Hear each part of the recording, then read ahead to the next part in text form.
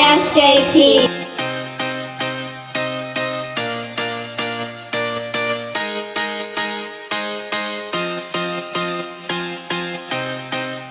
Welcome to the pod, the Year 6 podcast from Dubai British School. We are excited to bring you up-to-date interviews and insights on what's happening in our school. This month's podcast is a special series of interviews with inspirational mothers from our school in honor of International Women's Day.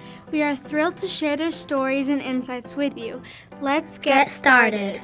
It's so inspiring to see someone making such a positive difference in the world, especially for children with cancer and their families. Lama, can you tell us what inspired you to start Aptaluna? Hi everyone. First of all, thank you so much for this amazing opportunity.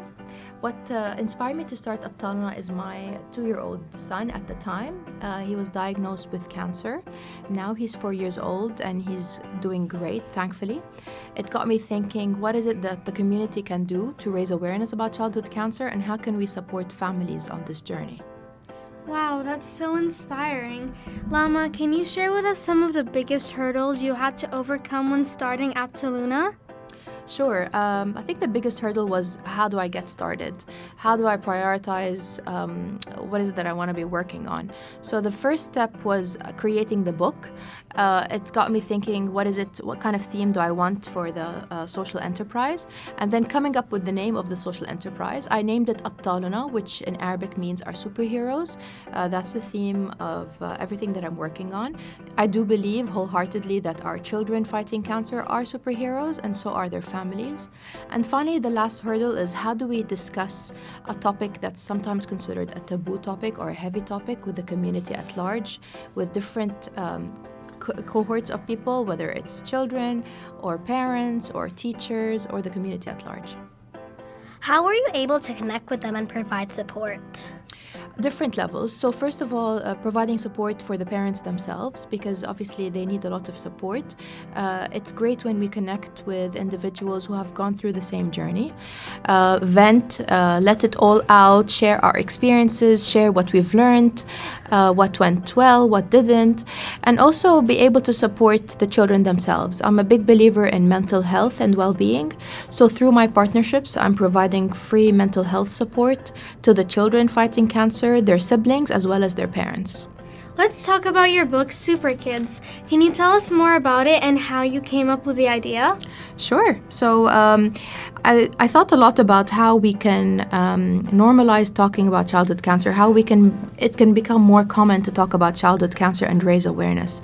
I think children in general, and tell me, what do you think? Do you know about the word cancer? Do you hear it often? I've heard of it before, but I don't hear it often that much. Do you know what it is?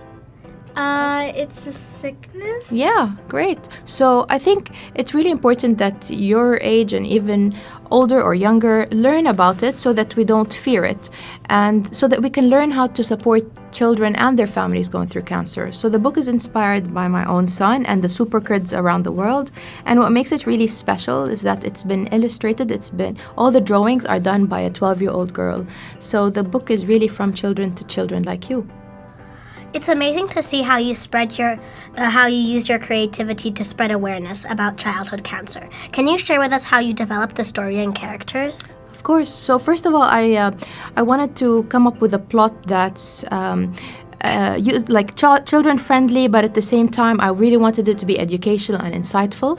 So the main character is Super Sam, inspired by my son, and the other two characters are two girls, and I ask the reader to name the girls because I want you to come up with the names of the other super kids.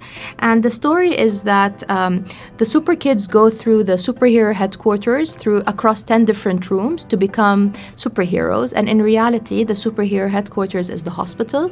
And every single room has a certain theme or something to learn about when it comes to childhood cancer, whether it's the importance of physical fitness or mental health, or how the treatment affects the mood of the child going through cancer, or even their food and their taste buds. So it's an activity kind of book. It's an engaging book that allows the reader to learn about different angles when it comes to childhood cancer. Wow, that's so cool.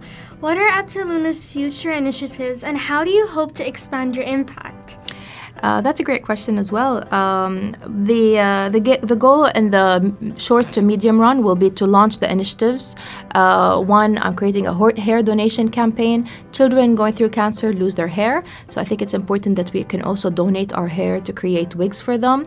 Other initiatives that I'm working on are the free mental health support for the children going through cancer and their parents, as well as community events. So I'm working on the short to medium run on community events that are on a small scale, and the plan in the long run is to create a very big community event that will allow us to increase our exposure and awareness. Finally, what advice do you have for other young people who want to make a positive difference in the world? It's always great to learn from those who have blazed a trail before us. Definitely. I've been in your shoes before, sitting behind the desk, wondering what is it that I can do to impact the world. The sky is your limit. Always think by yourself and ask those around you for inspiration. Little do we know how much is out there that can inspire us. So it's important that we keep our eyes open, our ears open, ask the right questions, never fear asking any questions at all, because we learn so much when we ask. And no cause at all is small or big. Every single cause is important to someone out there. So always think of not just the problems, but what are the solutions, and how can I be part of the solution? How can I play my role? And it's very important that you might decide to do a career one day to support a social cause, or it could be a hobby that you do on the side. What's important is that we all play a role in helping someone or some issue that requires resolving. Next, Ishal and Adi will be interviewing Mariana Misakian, another author and publisher of That Suburbia Lady. Thank you so much for your time. You've done an amazing job, and I wish you all the best with your podcast. Thank you. Thanks, guys, and what an inspiring interview. We're delighted to have Mariana Misakian join us today. She's the author and publisher of That Suburbia Lady, a book that inspires women from all generations. Welcome, Mariana. Hey, thank you for having me. So glad to be here. Mariana, can you tell us what inspired you to write That Suburbia Lady and what message you hope to convey through it? I'm so happy that you said what inspired you and not who inspired you. You see, writing, because it's very personal, private, and a lonely practice. So inspiration should come from within, from inside you, and not from the outside world. And what inspired me to write my story, I'm not sure this is the answer you girls are looking for or waiting for, but it's actually my failure at the time, my weaknesses and my insecurities. And writing about them was my way to validate those feelings, was my way to accept my feelings and trying to cope with them and trying to find a solution with them. Now, the second part of the question that you asked me, what message do you hope to convey? Actually, the message I hope to convey is that every story matters. We all have our unique stories. When I was going through my experiences, I kept on trying to find a story that matches my story, because that's how we learn. We learn through other people's experiences, and that's how we connect. But when I couldn't find a story that matched my story, I was thinking, how can that be? Is it in my head? Am I wrong? Am I not wrong? But the more I started writing my stories, I realized that every single story matters. And the more unique our stories are, even better. And we are connected through our stories. And this is how we know we are not alone, and we share experiences through stories and storytelling. That's really inspiring, Mariana. Can you share with us some of the challenges you faced in publishing and promoting your book? Well, I already said some of the challenges of writing the book, because writing is very lonely and very personal. So you have to spend many, many long hours and many, many long days with just you and your laptop trying to get the words out. Now, publishing was another beast I had to tackle. The publishing industry is somehow, if I can say, a controlled industry. And the issue was that the publishing industry expects a certain kind of books, a certain kind of hero in a book, a certain kind of start, a certain kind of end to the story. They follow, more or less, most of the books, a skeleton of a story. But my book actually didn't follow any skeleton. My book is not a conventional book. It actually combines two different genres. It combines fiction with non-fiction, because it's a satire memoir. Memoir in its own, it's a true story, but satire in its own It's an exaggerated reality. So I took the decision that I want to self-publish my story. So I speak the truth. I let the truth come out as it is. If I had chosen to go through the publishing route, not self-publishing, but through a publishing house, then my book would have gone through some editing, the skeleton would change, and I didn't want that. I wanted the truth to come out as it is. Because some of the stories in my book, there is no even an end, there is no solution. I'm letting the reader to find her own truth. Now, promoting my book, again, that's another big part of how you sell and promote your book. But I decided, again, this is a personal choice, and my personal choice that I wanted to do it one by one by one. And what that meant, because my book is a compilation of 40 stories, so I wanted to have women around me and for us to share our stories. So it was more of a word of mouth and one-to-one. It's amazing to see how you've used your book to inspire women from all generations. Can you tell us about some of the feedback you've received from readers and the impact it has had on them? Recently, I was actually one of the authors at Emirates Literature Festival this year, and that was a highlight of my career as an author, because I actually started writing my book at the festival a few years ago. So when I was at the festival, someone from the audience asked me, did you, and while you were writing the book, think that what would happen if no one read your book? And I was actually, I said, no, actually, I didn't think of it, because that thought never crossed my mind. The fact is, I was writing my book to heal myself. I wasn't writing my book to become a published author or a best-selling author or even a featured author. My main point was to heal myself. I was writing for myself. But the most amazing thing that happened is that the more women read my book, the more and more I kept on getting messages saying, thank you for writing my book. How did you know? How did you know that I went through those experiences? How did you know that I was going through that same thoughts? How did you know that I was having the same feeling? And it turns out, going back to my first point, we are not alone, and we are connected through our stories. What we need to do is trust our voice, believe in our stories, and start telling our story, because the minute we start telling our stories, we will see a crowd echoing our story and joining us in our story, because we are connected through our stories. That's incredible, Mariana. What advice would you give to other aspiring writers and publishers who want to create works that inspire and empower others? Trust your voice. Trust your voice. That's the most important thing. Don't let anyone influence your voice, how you write and what you want to write about, and the how you write it. As I said, remember earlier, my book doesn't match any other book out there, because that was my voice. I chose to write a satire memoir. So trust your own voice. Don't try to be swayed by the books that are out there, by the stories that are out there. The more you trust your voice, the more powerful your story would be. The second advice I would give is be patient. We are not out there to mass-produced books. I was not out there to try and finish a book in 3 months. Writing my book took 3 years. And people kept on asking me, when are you going to publish your book? I said, when the story is ready. Be patient. Let the story unfold. Let the story have its own spirit and power. And be patient with the story to reveal itself to you. And the third advice I would give, don't stop the hand moving. Once you start writing, continue writing. Writing is a very long practice, and in order to write better, we need to continue writing. So never stop writing once you start writing, because you will only get better. That's really great advice. Finally, can you tell us about your future plans and projects that you're working on, and how you plan to continue empowering and inspiring women? I just, for the past few years now, I have been involved in my community, trying to provide and offer stages for women to come forward to share their stories, and as well as teaching them how to find those stories and how to write and speak those stories. But recently, I have been shown a new sign from the universe, and now I'm in the process of pursuing my PhD, which is my doctoral degree.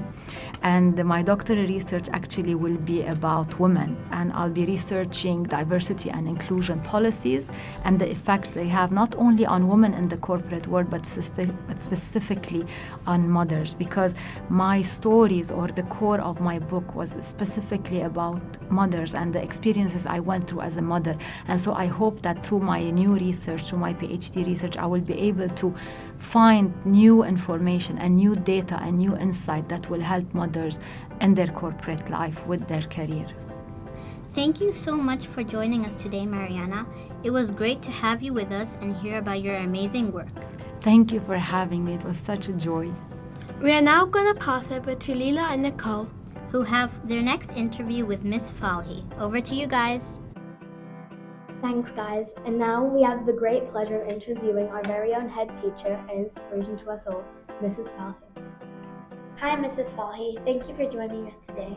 No problem. I'm happy to be here. Can you tell us a bit about what inspired you to become a head teacher and what motivates you to continue in this role? I can indeed. So the thing that motivated me to be a head teacher was actually my own mum. So my mum was a teacher, and then she was a head teacher as well. And then she went on to do other jobs in education as well. But she was always very passionate about education. I also had my little sister, is 10 years younger than me, so I looked after her a lot when she was growing up. So I've always loved children, and I've always loved being around environments where children are and seeing how fantastic. I think children teach adults a lot, actually.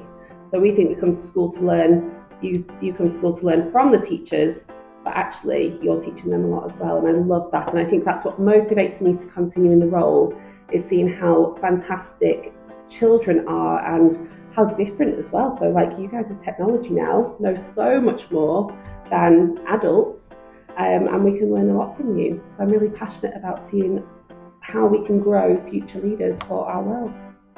That's amazing. As a woman in a leadership position, have you ever faced any particular challenges or obstacles along the way? And if so, how have you overcome them? That's a really good question. I think we're quite lucky in education that women do have quite good opportunities, whereas in some industries that's not the case and there's a big gender gap. I think in education, especially primary education, there's a lot of women, but that makes it very competitive to get promotions and move up in your career as well. So I think that's maybe a challenge, like how to make sure that you are still supporting colleagues, but also making yourself stand out to progress as well. And there was something else. How have I overcome those challenges? I think by being really focused on my goals, and my goals are to create the very best educational opportunities for children. But I'm also very, very passionate about well-being. So I want people to be happy, and that's children and teachers and parents, and that's very, very important to me. So I think keeping focused on that is, anytime I've faced a challenge, I've made sure that I've reminded myself of my end goal to keep going. That's great advice. How do you encourage and support girls at Dubai British School JP to pursue their goals and aspirations? And what advice would you give to young women who are just starting out in their careers? So I think something I've had to learn a bit later in life is how to be true to myself. And I think there's a lot of pressure, there can still be lots of pressure when you're growing up to look a certain way and be a certain way and fit in. And that's quite scary, because you might think, well, I'm not interested in this and I want to do this, but how do I fit in with that? Will I not have any friends if I don't behave in a certain way? So I wish, really, if I was talking to my younger self, I would say to stay true to my own interests. So an example of that is that I was quite sporty at school, and I played a lot of netball, but I was okay at netball. I was on the team, but I wasn't like a shining superstar of the team. What I was actually really good at was rugby.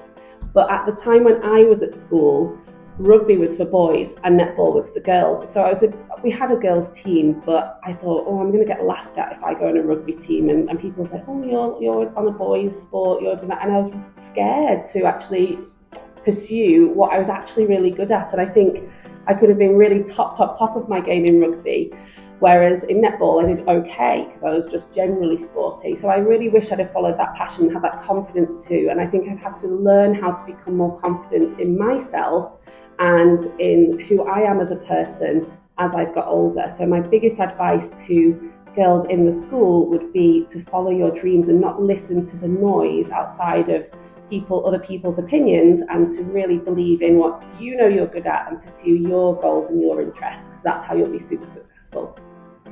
That's excellent advice. In your opinion, what are some of the key qualities that make a great leader?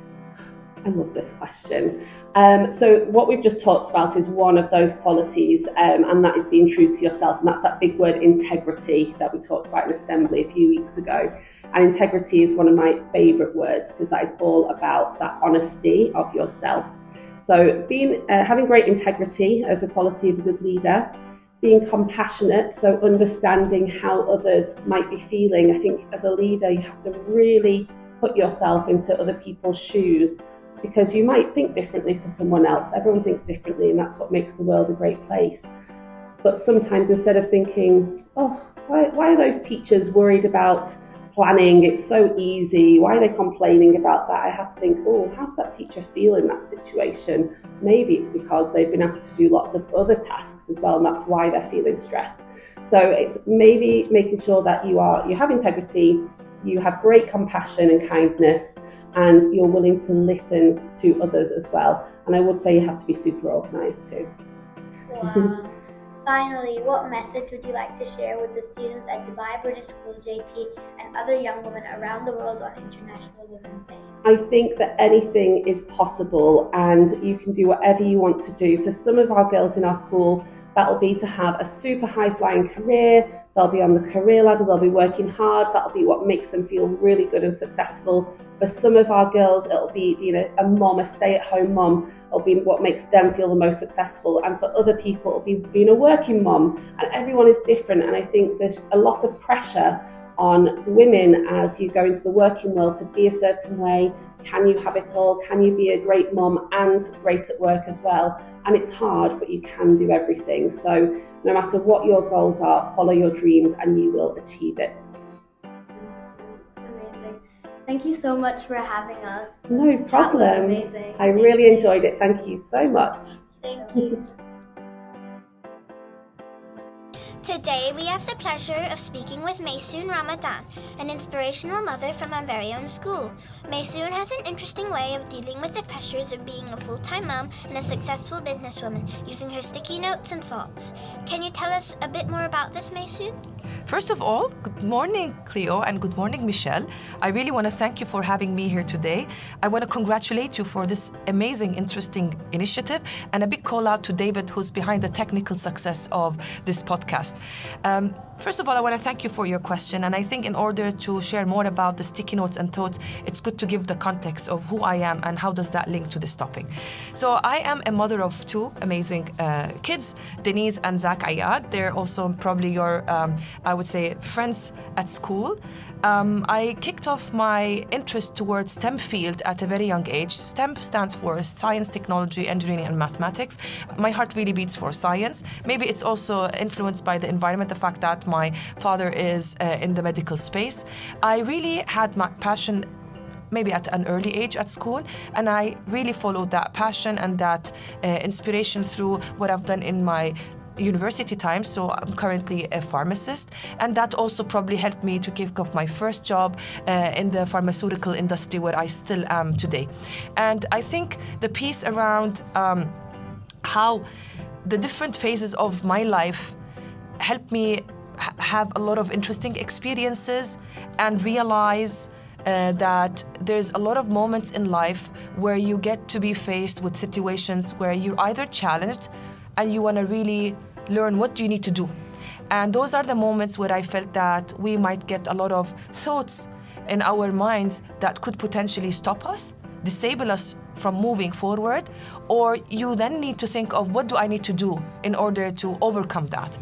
This has been really very clear to me in different situations, maybe throughout my life as a mom, as a working mom, or throughout my career. Let's talk about the woman who I used to work with who had breast cancer and different types of cancers, because that was an area where I was so focused on, or thinking about the different spaces of me being around women whom are working moms and have also career at the same time, or talking about stay-at-home moms whom are trying to come up with very new ideas for a project, or even the girls and the young girls at school whom are now trying to move into the university life. So I think for me, the sticky thoughts were a good way to look at that theme of imposter syndrome, where all women, which you see in studies, a lot of women actually end up thinking that they cannot do. They're not good enough. They don't believe in their skills. And I think that sticky thought is an aspect for us to reflect and try to find ways and solutions of overcoming and believing in ourselves and in our courage in order to achieve what we aspire.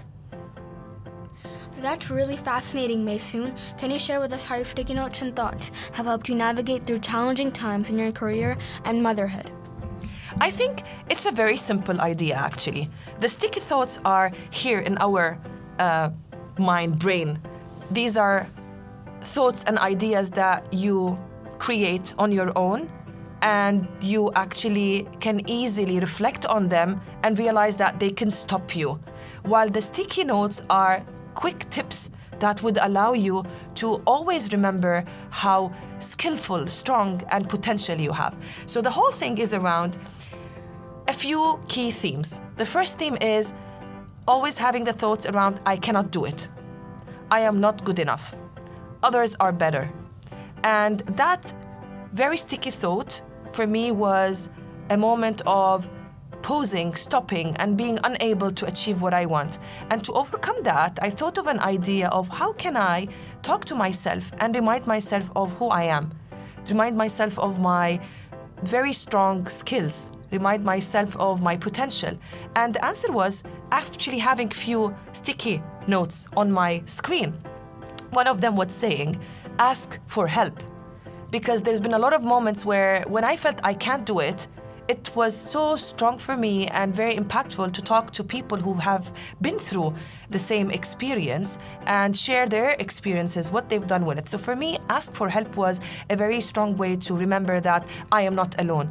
And asking for help was also another key important element to remember that it's a strength. A lot of people think that when you ask for help, you are weak. It's actually the complete opposite. Asking for help is a big strength because this gives you the chance to grow, learn more, understand how other diverse, different perspectives can help you achieve what you want or move forward, or I would say kind of be able to overcome any kind of a challenge that you're going through. And the last piece around this sticky notes is to make sure that you think about your skills. List the very strong I would say skills and the potential that you have on a paper so that you would be able to remember that I can do this, I can do that, I'm good at this, I'm good at that. When you put that list, you're going to remember how strong potential you have, and maybe you would start thinking of how do I shift my mindset from thinking about the things that I cannot do, and there I can get help, learn, talk about it, have a conversation, while I also focus on the potential strong skills that I have. It's so amazing to see how your idea has helped you and can maybe help others too. Can you tell us more about the impact that your sticky notes and thoughts have had on others who have used them? Absolutely.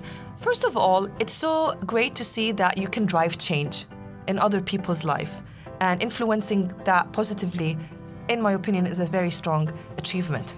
And if you ask me how that did impact others around me, let's talk about the recent interaction we had in the coffee morning during the International Women's Day, where a lot of moms were here and we had a similar conversation. And I really asked them to go back home and write down a list of skills and potential that they have and really revisit that and think about it. In addition to writing the different notes around how they can ask for help. And maybe write down who you want to ask for help, because that might also guide you and help you. Or talk about the fact that writing a note that says you are not alone.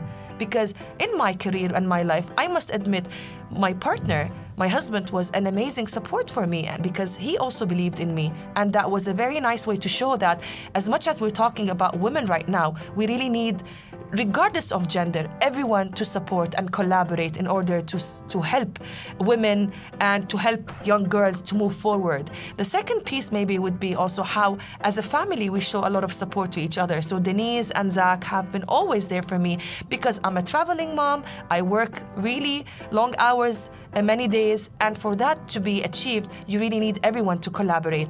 And that's another way of impact, because I tell this experience to everyone who's around me to say, make sure you ask for help. Make sure you have everyone around you in the family, friends, collaborate, contribute.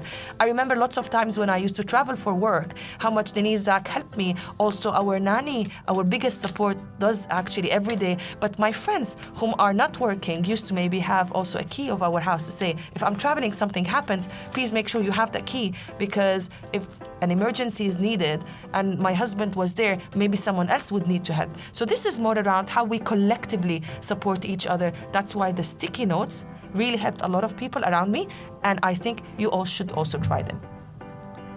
That's incredible, Maysoon. What advice would you give to other mothers who are struggling to balance their careers and motherhood? I would say, first of all, I always talk about the whole sentence or the statement that we hear, work-life balance. I like to call it work-life integration. And the reason why I say that is work is part of my life. Like school is part of your life as well. So it's kind of more all together combined. They all complement each other.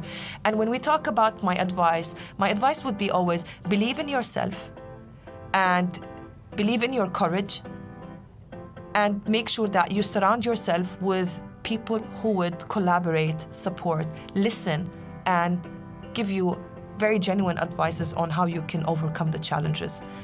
Because collectively and together, we can really first support all the young girls, especially in the STEM field, because it's a field where we have a large gap. Currently, you find a lot of maybe men leading multiple roles in those different industries under STEM fields. But for women, it's also, I think, a journey for us. In order to make that happen, we need to support each other, regardless of our gender. We need to support each other as women, as young girls as well, all together, and make sure that we believe in our capabilities and skills. That's amazing advice. I think we really needed it. Finally, can you tell us about your future plans and projects that you're working on and how you plan to continue inspiring and empowering others? Thank you, Cleo, for this question. I think throughout my career, my passion towards STEM field and also communications, by the way, because that was part of the roles that I took throughout my career, have really led me to realize that I need to continue doing what I do right now. I'm currently heading the diversity and inclusion role in my organization, because I believe in the diversity of thoughts. I believe in the diversity of, I would say, industries. I believe in the diversity of aspects related to career, because when I joined the STEM field, I thought I will be stuck in one room doing a certain type of a job, but my career showed me that diversity of career is one of the very inspiring elements of STEM industries. And I would say the second thing that I'm so interested in is that, again, you as a team inspired me. I'm almost about to launch a podcast. And I think today, with this experience with the three of you here in the room, I realized that I definitely need to pursue that, I would say, project. And I would make sure that I would share with you and maybe even ask you, because you have this experience, maybe you can support me and teach me a few things and tips around the whole project. That sounds fantastic, Maysoon. Thank you so much for sharing your story with us and giving us a valuable insight into how you manage the challenges of motherhood and a successful career. Thank you to you, Maysoon, and all our guests for sharing their inspiring stories with us today. As we wrap up this episode of the pod, we want to take a moment to reflect on the incredible achievements of women throughout history and the progress we've made towards gender equality. That's right, Cleo. But as we celebrate International Women's Day, it's important to remember that there is still a long way to go. Women around the world continue to face challenges and obstacles in their daily lives, and it's up to all of us to work towards a more equal and just society. Absolutely, Michelle. And we hope that the stories we've heard today have inspired our listeners, especially young girls and women, to pursue their dream and overcome any obstacles they may face. And with that, we come to the end of this month's episode of the pod. Thank you for joining us, and we look forward to bringing you more inspiring stories in the future. Happy International Women's Day! As always, look out for our next episode of The Pod. And if you liked what you listened to today, please share it with your friends and family.